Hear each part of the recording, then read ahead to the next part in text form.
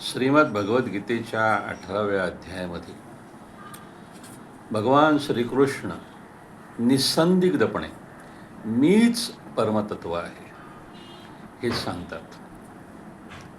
हे जगातलं सर्वात महान आश्चर्य आहे आणि सर्व शंकांचं निरसन करतात.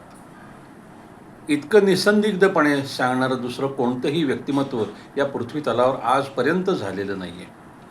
भगवंतानी पुढं सांगतात की ईश्वर म्हणजे मी हा प्रत्येकाच्या हृदयामध्ये राहत असतो आणि एखाद्या यंत्राप्रमाणे तुमचं सर्व आयुष्य चालवत असतो, हे सर्व विश्व चालवत असतो.